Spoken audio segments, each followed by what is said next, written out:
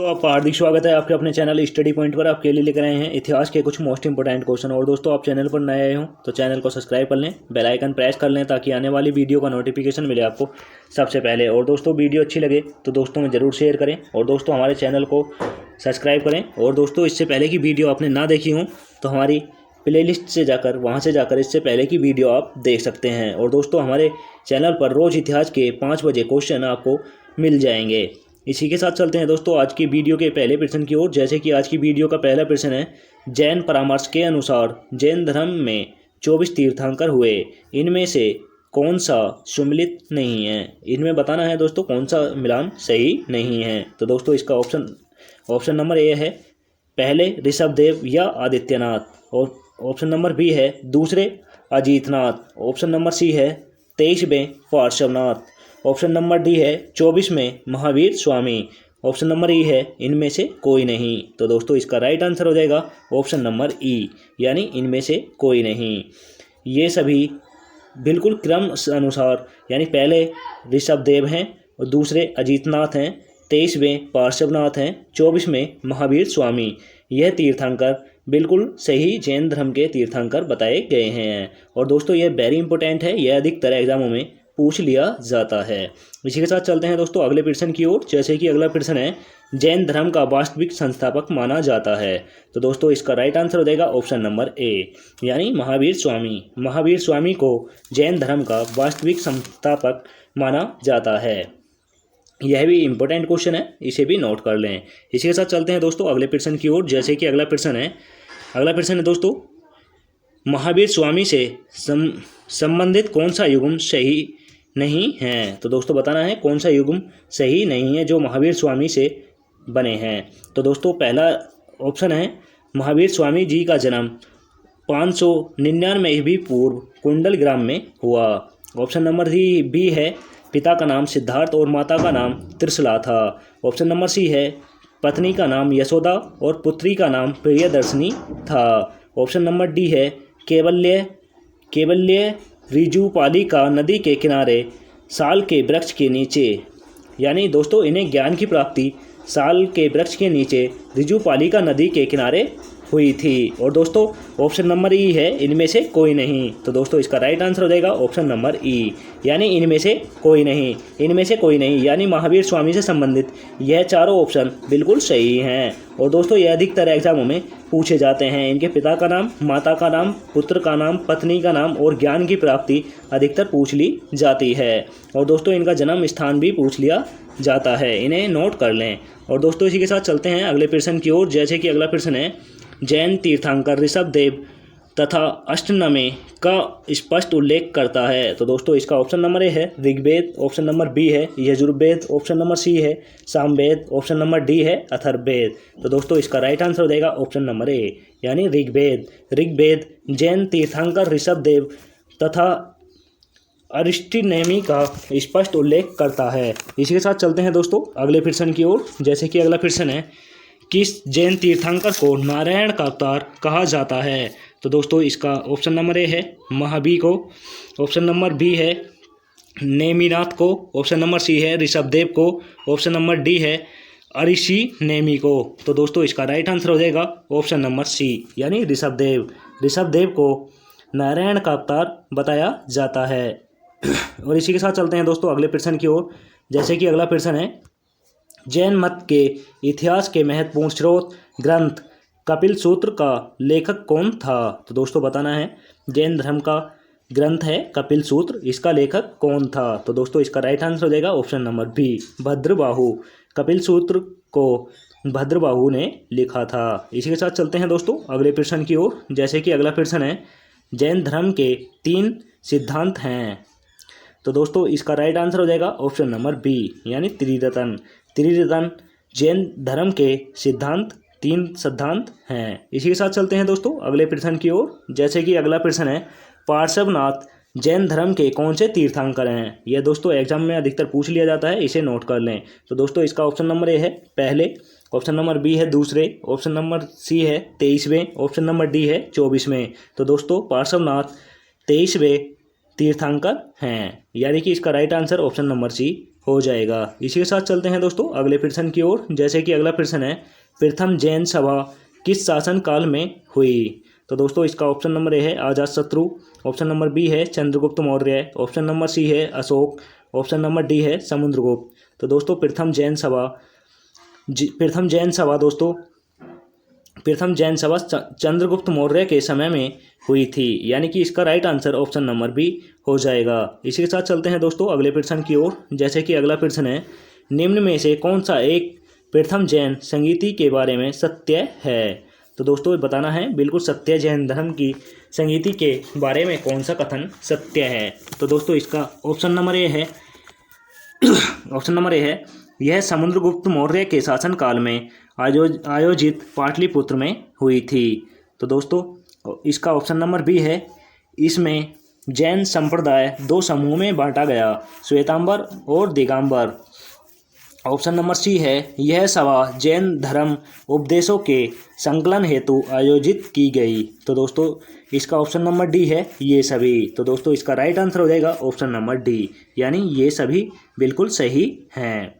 यानी पहली संगीति, जैन धर्म की पहली संगीति चंद्रगुप्त मौर्य के शासनकाल में पाटलिपुत्र में हुई थी। और दोस्तों इसमें संप्रदाय को दो भागों में बांटा गया था, श्वेतांबर और दिगंबर। और दोस्तों यह सभा जैन धर्म के उपदेशों के संकलन हेतु आयोजित की गई थी। यह पहली प्रथम संगीति थी। इसके साथ चलते हैं दोस्तों अगले प्रश्न की ओर। जैसे कि अगला प्रश्न है, बौद्ध धर्म का प्रतीक क्या है? तो दोस्तों इसका ऑप्शन नंबर ए है 8 तिल्लियों वाला पहिया, ऑप्शन नंबर बी है 4 तिल्लियों वाला पहिया, ऑप्शन नंबर सी है 6 तिल्लियों वाला पहिया, ऑप्शन नंबर डी है 10 तिल्लियों वाला पहिया। तो दोस्तों इसका राइट आंसर हो जाएगा ऑप्शन नंबर ए, यानी 8 तिल्लियों वाला पहिया बौद्ध धर्म का प्रतीक है। यह वेरी इंपॉर्टेंट है, यह अधिकतर एग्जामों में पूछ लिया जाता है, इसे नोट कर लें।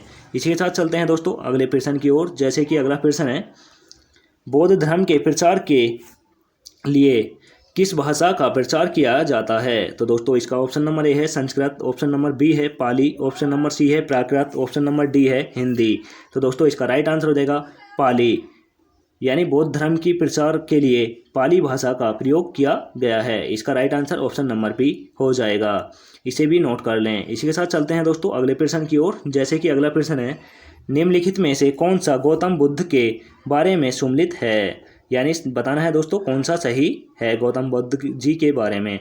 तो इसका पहला कथन है, गौतम बुद्ध का जन्म 1563 ईस्वी में लुम्बिनी में हुआ। और दूसरा कथन है, पालन पोषण मौसी गौतमी ने किया, इसलिए इन्हें गौतम कहलाए। और ऑप्शन नंबर सी है, इनको उराऊ बेला के एक बट वृक्ष के नीचे निरंजना नदी के किनारे ज्ञान प्राप्त हुआ था। यानी कि दोस्तों बट वृक्ष का मतलब है पीपल का पेड़। और दोस्तों अगला ऑप्शन है, उन्होंने पहला उपदेश सारनाथ में तथा सर्वाधिक उपदेश श्रीबस्ती में दिए। तो दोस्तों इसका राइट आंसर हो जाएगा ऑप्शन नंबर 4, यानी ए बी सी डी, ये सभी सही हैं। दोस्तों बौद्ध धर्म के बारे में ये सभी जो बताए गए हैं यह बिल्कुल सत्य हैं। यानी गौतम बुद्ध जी का जन्म 1563 ईस्वी में लुम्बिनी में हुआ था। और दोस्तों इनका पालन पोषण इनकी मौसी गौतमी ने किया, इसलिए इन्हें गौतम कहा जाता है। और दोस्तों इन्हें राउबेला में बट वृक्ष यानी पीपल के वृक्ष के नीचे निरंजना नदी के किनारे ज्ञान की प्राप्ति हुई थी। इन्होंने पहला उपदेश सारनाथ में दिया था और दोस्तों सर्वाधिक उपदेश श्रीबस्ती में दिए थे। यह सभी इम्पोर्टेंट हैं और इन्हें नोट कर लें, यह अधिकतर एग्जामों में पूछे जाते हैं। और दोस्तों ज़रूर नोट कर लें, यह एग्जामों में आपके लिए वेरी इंपॉर्टेंट हैं और ये आपको मदद करेंगे। इसी के साथ चलते हैं दोस्तों अगले प्रश्न की ओर। जैसे कि अगला प्रश्न है, निम्न में से कौन सा एक असुमेलित है? यानी दोस्तों बताना है कौन सा गलत है। तो दोस्तों इसमें दे रखा है बौद्ध संगीतियाँ, बीच में दे रखा है शासन और लास्ट में दे रखा है स्थान। यानी कौन सी संगीति है और किसके शासनकाल में हुई है और किस स्थान पर हुई है। तो पहले कथन में दे रखा है प्रथम बौद्ध संगीति अजातशत्रु के समय में और राजगृह में हुई थी। और दूसरी संगीति कालशोक के समय में और वैशाली में हुई थी। और तीसरी संगीति अशोक के समय में पाटलिपुत्र में हुई थी और चौथी संगीति कनिष्क के समय में कुंडलवन यानी कश्मीर में हुई थी। और दोस्तों ऑप्शन नंबर ई दे रखा है इनमें से कोई नहीं, तो दोस्तों इसका राइट आंसर हो जाएगा ऑप्शन नंबर ई यानी इनमें से कोई नहीं। और दोस्तों यह संगीतियाँ जैसे जैसे हुई हैं यह क्रम से बिल्कुल सही लिखी गई हैं और यह दोस्तों इन्हें नोट कर लें, यह भी एग्जामों में अधिकतर पूछी जाती हैं। प्रथम संगीति अजातशत्रु के समय में राजगृह में हुई थी। द्वितीय संगीति कालशोक के समय में वैशाली में हुई थी। तृतीय संगीति अशोक के समय में पाटलिपुत्र में हुई थी और चौथी संगीति कनिष्क के समय में कुंडलवन यानी कश्मीर में हुई थी। इसी के साथ चलते हैं दोस्तों अगले प्रश्न की ओर। जैसे कि अगला प्रश्न है, कौन सी बौद्ध संगीति में बौद्ध धर्म दो भागों में हीनयान व महायानों में बांटा गया। दोस्तों यह वेरी इंपॉर्टेंट है, इसे जरूर नोट कर लें, यह अधिकतर एग्जामों में पूछा जाता है। इसी के साथ इसका राइट आंसर हो जाएगा दोस्तों ऑप्शन नंबर डी यानी चतुर्थ। यह चौथी संगीति में बौद्ध धर्म को दो भागों में बांटा गया था, एक हीनयान और दूसरा महायान।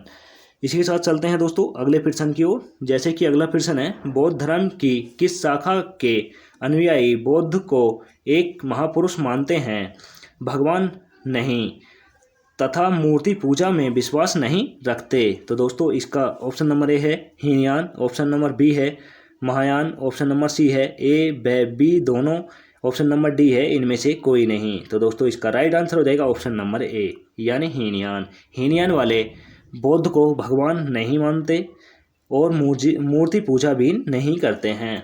और दोस्तों महायान वाले इन्हें भगवान मानते हैं और मूर्ति पूजा भी करते हैं। इसी के साथ चलते हैं दोस्तों अगले प्रश्न की ओर। जैसे कि अगला प्रश्न है, महाभिनिक्रमण क्या है। तो दोस्तों इसका राइट आंसर हो जाएगा ऑप्शन नंबर सी यानी बुद्ध द्वारा भौतिक जगत का परित्याग। बुद्ध द्वारा भौतिक जगत का परित्याग महाभिनिक्रमण कहा जाता है। इसी के साथ चलते हैं दोस्तों अगले प्रश्न की ओर। जैसे कि अगला प्रश्न है, बौद्ध धर्म में त्रिरत्न नहीं है। तो दोस्तों इनमें से कौन सा ऐसा है जो बौद्ध धर्म का त्रिरत्न नहीं है। तो दोस्तों इसका ऑप्शन नंबर ए है बौद्ध, ऑप्शन नंबर बी है धम्म, ऑप्शन नंबर सी है संघ, ऑप्शन नंबर डी है बौद्धिस्त्व। तो दोस्तों इसका राइट आंसर हो जाएगा ऑप्शन नंबर डी यानी बौद्धिस्त्व बौद्ध धर्म का त्रिरत्न नहीं है। यह तीनों रत्न बौद्ध धर्म के हैं। दोस्तों इन्हें नोट कर लें, यह भी अधिकतर एग्जामों में पूछे जाते हैं। बौद्ध धर्म के त्रिरत्न पूछ लिए जाते हैं, यह तीनों बौद्ध धर्म के रत्न हैं।